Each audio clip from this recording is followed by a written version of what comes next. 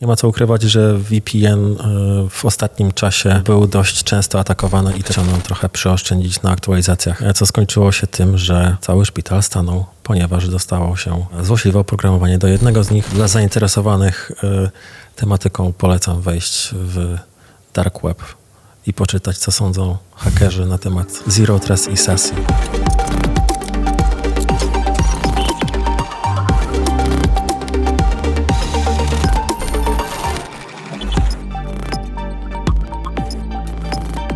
Cześć, tu Integrity TV. Łukasz Kopeć I Łukasz Pietrzak z Integrity Partners. Rozpoczynamy niebezpieczne rozmowy. Koniecznie subskrybujcie nasz kanał na YouTubie, tam znajdziecie więcej odcinków związanych z cyberbezpieczeństwem i nie tylko. Możecie nas znaleźć także na platformach podcastowych Spotify i Apple Podcasts. A dziś u nas. Jak zabezpieczyć pracę zdalną? Dlaczego VPN to za mało? Czym jest SASE?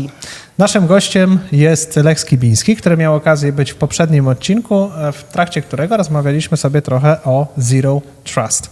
A do tematu nie będziemy wracać, ale SASE i tematyka SASE była dla Ciebie bardzo intrygująca, aby przekazać nam swoją wiedzę, więc wreszcie się stało. Cześć po raz drugi. Cześć. Ale zanim formuła naszego programu jest taka, że zadajemy Ci pytania, a na początek pytanie bonusowe, które niektórzy lubią zadać na końcu, a my lubimy zadać na początku. To jest pytanie trudne, wymagające i są 4 możliwe odpowiedzi. Twoim zadaniem jest wybrać tą odpowiedź, która jest najbliższa prawdy. Tak. Dobrze. A nawet prawdziwe. Czy jesteś gotowy, czy zasady tego teleturnieju są Ci jasne? Są mi jasne. To możemy zaczynać o to niebezpieczne pytanie. Dzięki. W którym roku po raz pierwszy użyto sformułowania SASE? Odpowiedź A 2010, odpowiedź B 2019, odpowiedź C 2023, odpowiedź D 1998 rok. Chciałbym, żeby to była odpowiedź D, ale wydaje mi się, że to będzie B. Odpowiedź B, czyli 2019. Na pewno? Trochę Hubertem tutaj pachnie. Na pewno. Okej. Dobrze, odpowiedź B 2019. Czy chcesz dowiedzieć się, jaka jest prawidłowa odpowiedź? Można już teraz? Nie, teraz się nie dowiesz. Prawidłowa odpowiedź będzie tuż po reklamach, czyli na końcu tego odcinka. A teraz już możemy zacząć już prawidłnie od merytorycznych już pytań. To może jeszcze jedno takie niemerytoryczne. No dobrze. Bo parę razy żeśmy przygotowując się do tego odcinka analizowali, jak tu dobrze mówić. I tak mówi księżniczka Sisi, Sasi, Sesi. Jak to się wymawia? Nie wiem, czy powinno być wyrocznią, bo to zależy od kraju, ale zwykle mówimy SASE. Sasi. Jest to też tak przez podwójne S czasami w angielskim podkreślane, w cudzysłowie. Ten odcinek nie powstałby kilka lat temu, gdy jeszcze tematyka chmury była tak bardzo nieznana. Gdzieś tam się może jeszcze pojawiała, no dzisiaj streamingi i tak dalej. Natomiast w kontekście samej chmury chciałem się Ciebie troszeczkę szerzej dopytać. Na przestrzeni lat, jakie to stworzyło problemy, wyzwania, z którymi muszą mierzyć się organizacje w kontekście cyberbezpieczeństwa i jak związane jest to z SASE?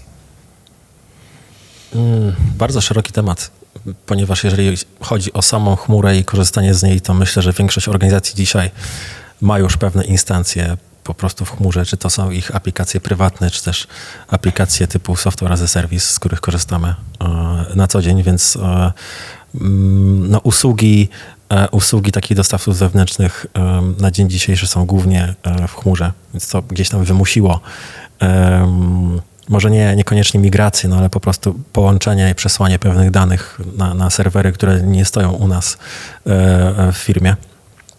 Jeżeli mówimy o drugiej stronie, czyli dostarczania rozwiązań cybersecurity w chmurze, to powiedziałbym, że to jest bardziej odpowiedź na to, w jaki sposób my wykonujemy swoją pracę, czyli już nawiązaliśmy do tego tematu mówiącego o pracy zdalnej, o korzystaniu z różnych urządzeń, czy to naszych prywatnych, czy służbowych, o różnego rodzaju urządzeniach, czy to telefony, czy komputery.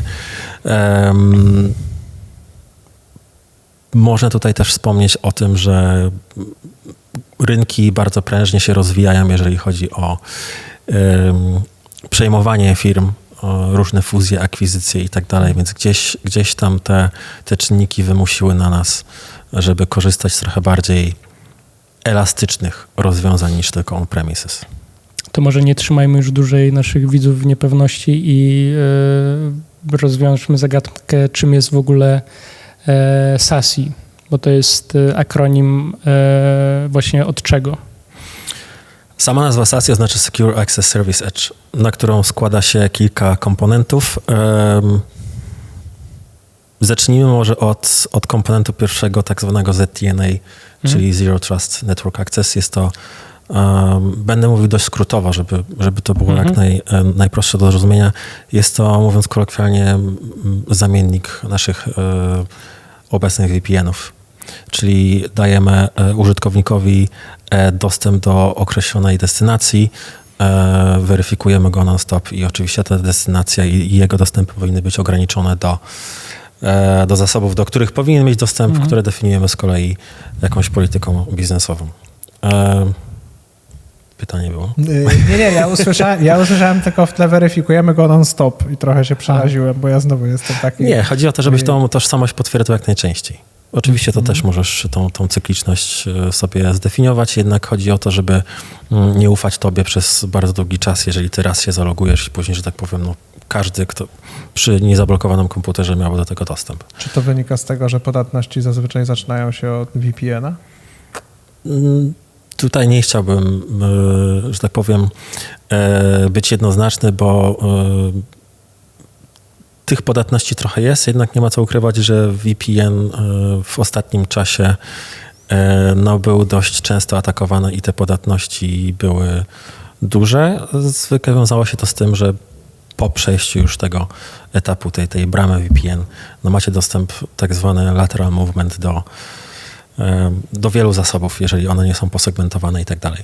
Czyli można powiedzieć, że SASE to już jest przełom w cyberbezpieczeństwie i że VPN za kilka lat przestanie być używany? Tutaj wolałbym być ostrożny, bo to zależy też od czynników pewnych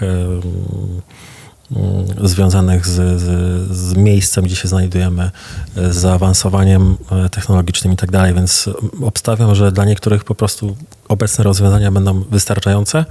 Jeżeli jednak chodzi o kwestię bezpieczeństwa, to podejście Zero Trust i później to narzędziowe już SASE pozwala nam chociażby potem przykład te dostępy posegmentować, że nawet jeżeli jakimś cudem się włamiecie, to włamiecie się tylko do określonej destynacji, to nie pójdzie, mówiąc kolokwialnie, na boki, tak jak mówimy to po angielsku, czyli to lateral movement. Okay. Nie chciałbym jednak być wyrocznym, jeżeli chodzi o to, co się stanie za kilka lat, ale tak jak wspomniałem, trochę rynek i to, jak pracujemy, wymusza, żeby być bardziej elastycznym. W kontekście na przykład pracy hybrydowej, w jaki sposób SASE działa? Czy to jest tylko to, że co chwila weryfikuje nas, czy faktycznie to my jesteśmy przy komputerze, czy jest coś jeszcze? Przede wszystkim należy tutaj wspomnieć o samym podejściu, czyli krokach, które muszą być spełnione, żeby tego użytkownika zweryfikować, czyli zaczęłaś poprawnie. Najpierw mamy tą kwestię identyfikacji, czyli kim jesteśmy, później mamy tą kwestię związaną z tym, gdzie idziemy, do jakiej destynacji.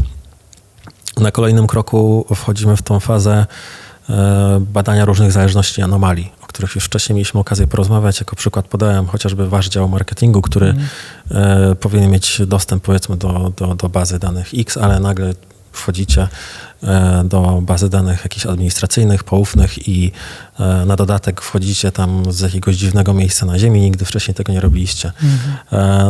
Na bazie takich informacji możemy stwierdzić, czy was wpuszczamy, czy was nie wpuszczamy, blokujemy, czy też dzieje się coś już bardziej poważnego, gdzie w grę muszą wejść różne rozwiązania typu sandbox, DLP i tak dalej. To w skrócie. Jeżeli chodzi o sam sposób w porównaniu do tradycyjnego VPN-a, to jest to zupełnie odwrócenie sytuacji, ponieważ też już wcześniej rozmawialiśmy o tym podejściu Castle Mode, czyli budujemy naszą ochronę sieciową, jak i cybersecurity wokół jednego miejsca, czyli zwykle przez ostatnie kilkadziesiąt lat to były jakieś bazy nasze firmowe, połączone siecią, czy to MPLS, czy to SD-WAN i tak dalej. W podejściu SASI my pośrodku wszystkiego stawiamy rozwiązanie chmurowe, które jest właśnie traktowane jako taki switchboard. Nie musimy już wracać do naszej destynacji chociażby biurowej, czyli tak zwany backhauling, który nam opóźnia dostęp, ten customer experience jest trochę gorszy. W rozwiązaniu SASI łączymy się po prostu do chmury, w której znajdują się wszystkie narzędzia, które jeżeli chodzi o tą ochronę, nam są potrzebne. Ja tutaj nie skończyłem, ale w SASI, żeby była jasność, wchodzi Zero Trust Network Access, czyli dostęp naszych aplikacji, wchodzi Secure Web Gateway, czyli bezpieczne serwowanie po internecie, jak i też badanie anomalii i tak dalej.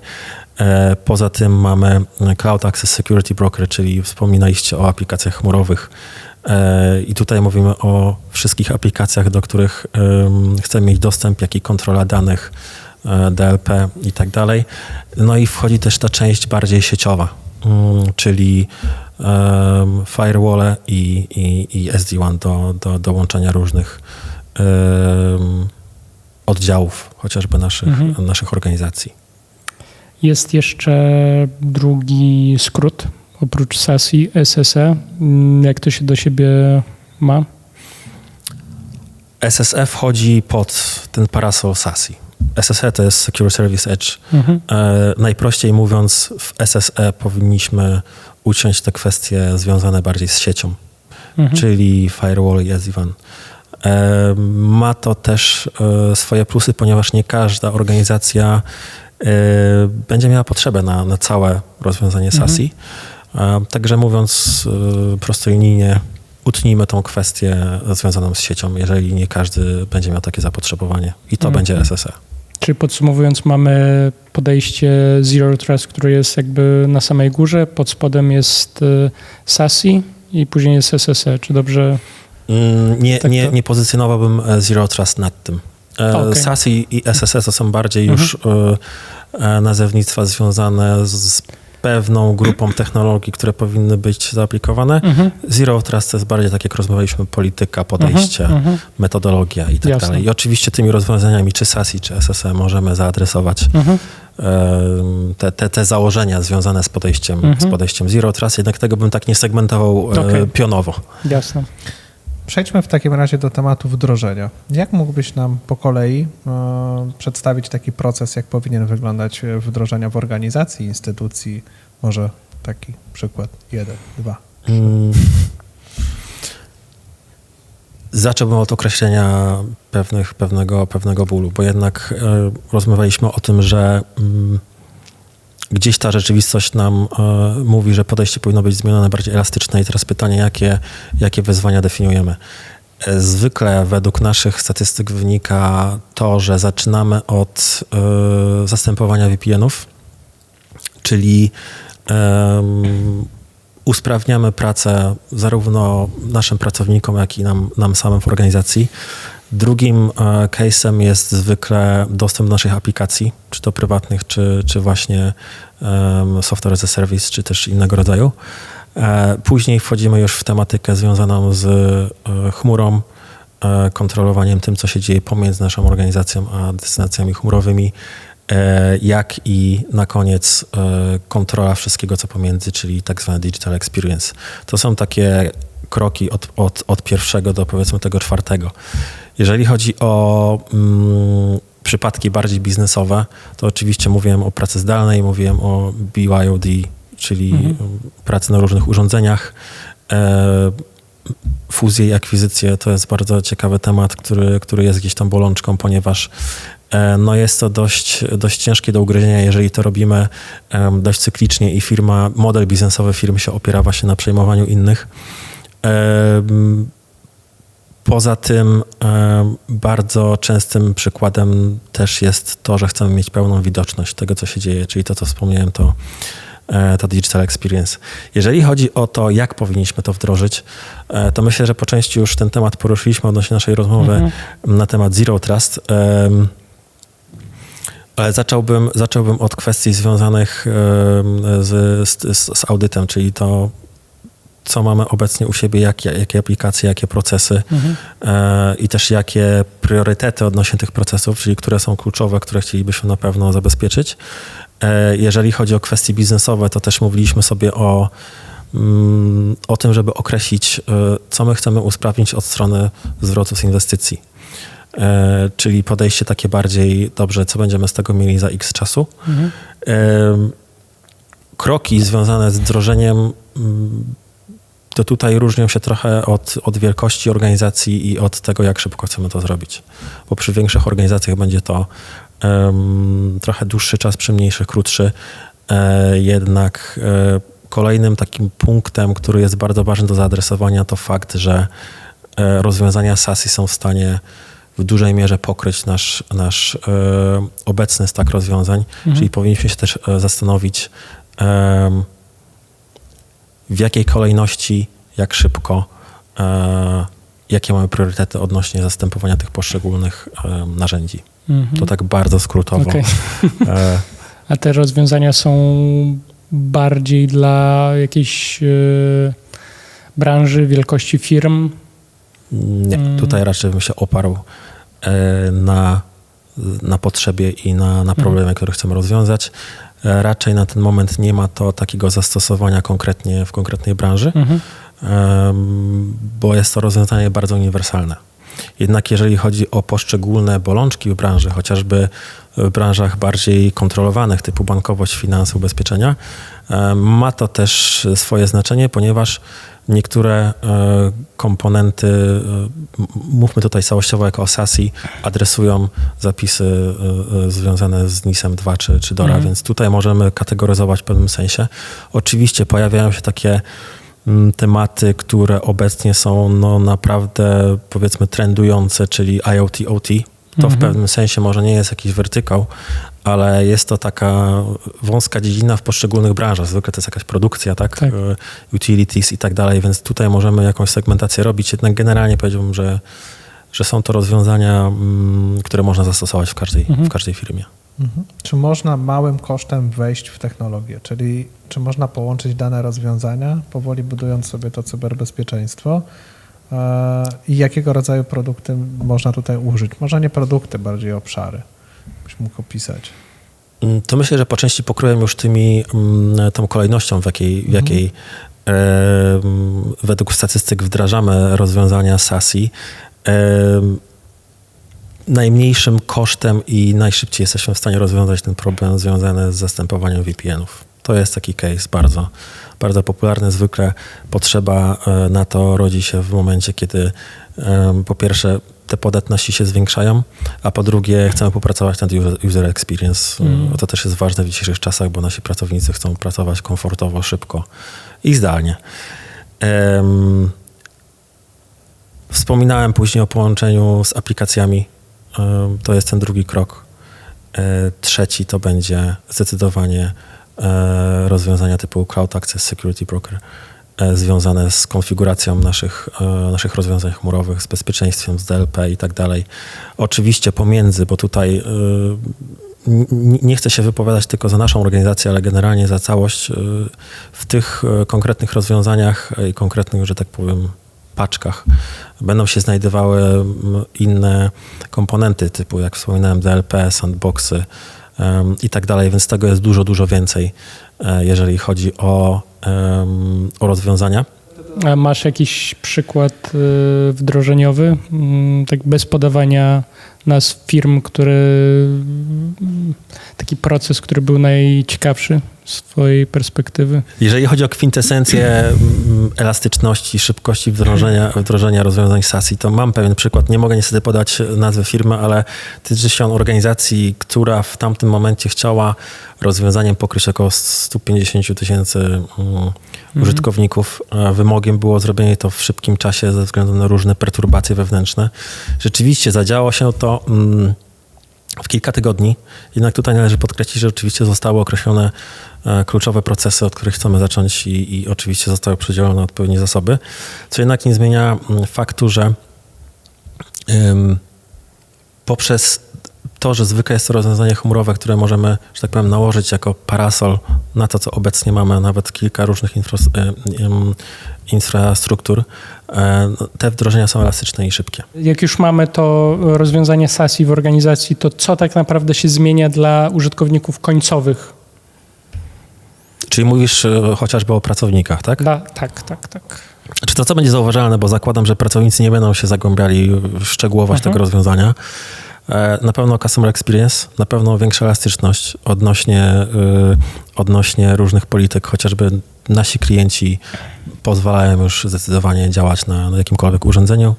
Jeżeli chodzi o połączenia skądkolwiek, czyli podróżujecie dużo, to też jest bardzo praktyczne i elastyczne, bo nie macie tego backhaulingu, łączycie się bardzo szybko z najbliższym data center, które znajduje się jak najbliżej miejsca, w którym obecnie jesteście, lub też jeżeli macie określoną politykę, to możecie to miejsce ominąć z różnych względów i połączyć się z pierwszym, które wam na to pozwala. Myślę że też, że pod względem codziennego użytkowania jest to zdecydowanie wygodniejsze i prostsze w obsłudze, nawet jeżeli chodzi o weryfikację, o której wspominaliśmy, tą ciągłą, niż klasyczne rozwiązania. A dyrektor finansowy też to odczuje? Powinien. Powinien. Tutaj oczywiście trzeba by wykonać tak zwany business value assessment, jednak nie chcę tutaj straszyć potencjalnych zainteresowanych, ponieważ do tego też można podejść krok po kroku, jednak żeby zobaczyć pełny zwrot inwestycji, czyli zobaczyć, co tak naprawdę w tym rozwiązaniu chmurowym dostajemy w porównaniu do tego, co chcemy zastąpić, no to powinniśmy podejść właśnie bardzo holistycznie i zdecydowanie CFO powinien być w to zaangażowany. To pytanie już padło, ale chciałem tylko je powtórzyć w kontekście naszego rynku. Czy VPN zostanie ostatecznie wyparty? Mówimy tylko i wyłącznie o Europie, na przykład środkowo-wschodniej. Ja wiem, że kraje mają swoje jakieś tam inne podejście, ale uważasz, że to jest faktycznie ta przyszłość, że to idzie raczej w tym kierunku i już się tego trzymamy? Uważam, że SASI jest najbardziej praktycznym i zaawansowanym rozwiązaniem na te obecne bolączki, które VPN po części rozwiązuje. I moim zdaniem za kilka lat może się to wydarzyć. Takie zastąpienie. To wiąże się z faktem właśnie, że przerobiliśmy już dzisiaj kilka tych case'ów, które nas bolą, począwszy od user experience, czy też bezpieczeństwa. Myślę, że to bezpieczeństwo będzie coraz bardziej podkreślane, nie tylko na podstawie ataków, które się już wydarzyły, ale też na takim podłożu bardziej prewencyjnym, więc moim zdaniem to się wydarzy, tylko potrzebujemy jeszcze chwili. Wyobraźmy sobie taką hipotetyczną sytuację, że mamy atak na SASI. Jak mógłby on przebiegać? Co potencjalnie może stać się zagrożeniem, tak, dla firmy, dla organizacji? Przede wszystkim wspomniałbym o 2 punktach. Po pierwsze, że atak na SASI to tak naprawdę nie jest atak w tym momencie już na waszą firmę, ponieważ wszelkie narzędzia, z których korzystacie, są w chmurze vendora. W tym momencie musielibyście się przebić przez to, jak my się bronimy i dostać do określonej destynacji. Drugim punktem jest fakt, że nawet jak to się wydarzy i powiedzmy sobie, że ktoś was zmusi do tej autoryzacji i dostaniecie się do tego środowiska, to dostaniecie się do określonego miejsca w waszej bazie danych. Nie będzie możliwości, żeby ten atak poszerzyć na inne informacje, które znajdują się w organizacji, chociażby porównując do tego przykładu z kartami płatniczymi, które zostały, z danymi z kart płatniczych, które zostały wykradzione przez zewnętrznego kontraktora. Taka segmentacja ma zastosowanie między innymi na tej płaszczyźnie aplikacji, jak i też na płaszczyźnie dość gorącego dzisiaj tematu, czyli IoT i OT, ponieważ dobre rozwiązanie SASI powinno wam posegmentować dostępy per urządzenie. Tutaj mogę podać przykład jednego ze szpitali w Londynie, w którym chciano trochę przyoszczędzić na aktualizacjach sprzętu i nie był on zaktualizowany do aktualnej wersji, co skończyło się tym, że cały szpital stanął, ponieważ dostało się złośliwe oprogramowanie do jednego z nich, ale później przeszło na inne. Zainfekowało też inne. Czyli możemy sobie w zasadzie powiedzieć, że teoretycznie, nie teoretycznie, takim największym spoiwem jest ten Zero Trust, o którym rozmawialiśmy w poprzednim odcinku, bo dopóki my nie damy uwierzytelnienia, to dopóty ten przysłowiowy adwersarz nie wejdzie, a jeżeli wejdzie, to tylko do jakiejś tam mniejszej części jakichś tam zasobów, jeżeli w ogóle się przedrze. Miejmy nadzieję, Dokładnie. że nie. Do jakichś tylko zasobów i nie zainfekuje całości. Okay, Dla zainteresowanych tematyką polecam wejść w Dark Web i poczytać, co sądzą hakerzy na temat Zero Trust i SASE. Niecenzuralne słowa tam są. Bardzo ciekawe na temat tego, czy w ogóle się za to zabierać. Okej. Czy jak haker idzie, ogląda, które firmy zaatakować, widzi, że któraś firma ma zaimplementowane Zero Trust SASE, to idzie dalej. To wie, że będzie ciężej. No. No i to wiadomo, to jest też biznes. Musimy się zastanowić, co nam się opłaca bardziej, co mniej. Okay. Ale tutaj nie chcę więcej mówić, odsyłam geeków Jasne. do odpowiednich forów i stron. Łukasz, myślę, że że to już czas rozwiązać zagadkę. Na samym początku zadaliśmy Ci pytanie, w którym roku po raz pierwszy użyto sformułowania SASE. Ty odpowiedziałeś odpowiedź B, 2019 i byłeś nie do końca przekonany, z tego co pamiętam. Czy byłeś przekonany? Mam nadzieję, że zrehabilituj się po poprzednim pytaniu. No właśnie, to zaraz zobaczymy.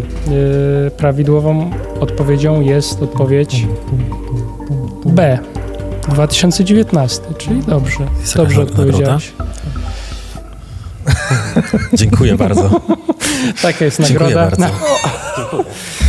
W ramach wyjaśnienia termin Secure Access Service Edge został wprowadzony przez analityków Gartnera w raporcie z 2019 roku zatytułowanym The Future of Network Security is in the Cloud. A gdybyście chcieli szerzej się dowiedzieć na temat SASE, to zachęcam do zajrzenia do sekcji komentarzy i do naszego opisu. Tam więcej na pewno o tym piszemy. z naszej strony na dziś to wszystko. Lechu, bardzo serdecznie Ci dziękujemy. Była Dzięki bardzo. przyjemność Dziękuję. spotkać się z Tobą w tych 2 odcinkach. Mamy nadzieję, że jeszcze do nas wrócisz. Będą trudniejsze pytania Tak. i jeszcze inne rozwiązania. Więc tak, my się z Wami żegnamy. Zapraszamy serdecznie do subskrypcji, to o czym wspomniał już Łukasz, i widzimy się w kolejnych odcinkach. Do zobaczenia. Do zobaczenia, cześć. Cześć.